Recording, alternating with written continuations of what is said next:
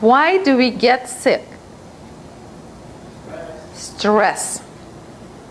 It's chronic stress, not just any stress. It's chronic stress. Stress is a normal reaction of the body. It's physiological. We're supposed to have stress. Stresses are something we cannot live without, because if saber-toothed tiger appears in front of us, we're going to stress reaction that will help us to run and to fight and to save our sorry ass. Well, that's true. Way to go. That's an analogy. But that's a good stress. It's a fight or flight response. You read about it in the brochure that I gave you. It's a fight or flight response. It's good. It's healthy. It's not good when it's in your body all the time. That's when it's not good. It's supposed to be just for a short time in extreme situations and situations of extreme danger. Why is that not good? Well, because we were talking that our regulation of our functions is happening through the autonomic nervous system the most, of all vital functions, I mean. Autonomic nervous system is divided in two parts, parasympathetic and sympathetic.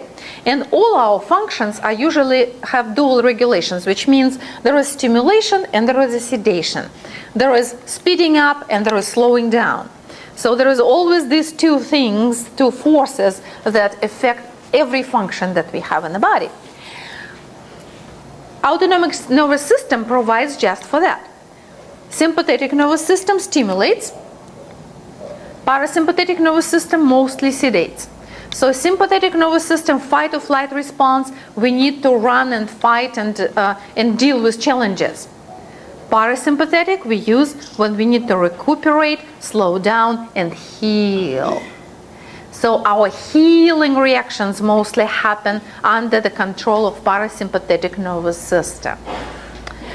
And parasympathetic nervous system is not easy to reach. It's hidden well inside our bodies. Our vagus nerve is the main one that is responsible for parasympathetic regulation. And usually daytime is when we are under control of sympathetic nervous system and we are in fight or flight because of many challenges of the world. At the night, we're supposed to switch. And parasympathetic system is supposed to now dominate and heal us.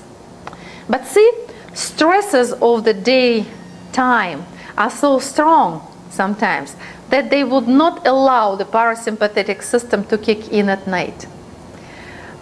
The change in domination does not happen. And we actually a lot of us will know it by, well, if you have insomnia, if you have difficulties falling asleep, if all of a sudden you wake up at 3 or 4 o'clock at night, like all of a sudden you're like, oops, that means the switch is not happening. Parasympathetic system is not kicking in. It's trying to, it just can't. Because your fight or flight is so strong that weak parasympathetic cannot kick in. And if it cannot kick in, guess what? Healing reactions are not happening. You don't have time to heal. Your adaptation is not doing what it's supposed to do. It doesn't have time to do that.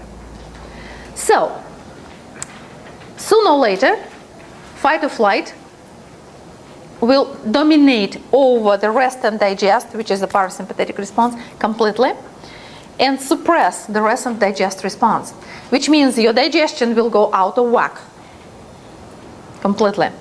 And you will end up with stomach ulcers, you will end up with colitis, with Crohn's, and all that, which is parasympathetic nervous system is responsible for good digestion.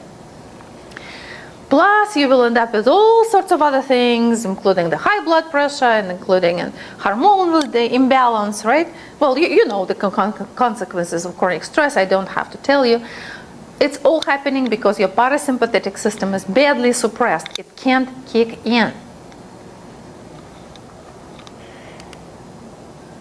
This is your sympathetic fight or flight response, right?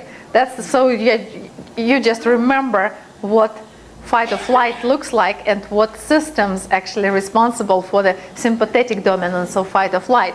And it's similar to humans or animals. You will have the same things. You will have adrenaline flowing up in the bloodstream and elevating your blood pressure and dilating your pupils, and basically that's your sympathetic dominance. Reasons for sympathetic dominance.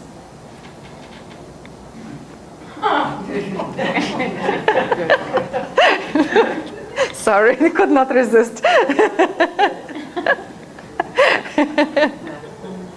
Clarence is trying to get what am I showing there? I didn't believe I saw that.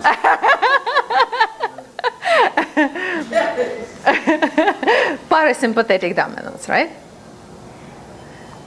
That's with a smile on our face. We're just resting and digesting and healing and recuperating. That's condition of chronic stress. It's called sympathetic atonia. Well, sympathetic nervous system is dominating. Another new term for you.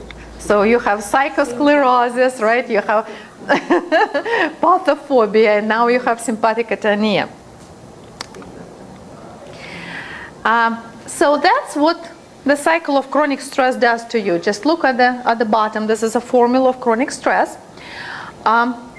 Increased sympathetic will equal depressed or suppressed parasympathetic nervous system. The healing is not happening as it should, so it's minus healing, it's minus regeneration, and it's plus aging. So it speeds up your aging process substantially.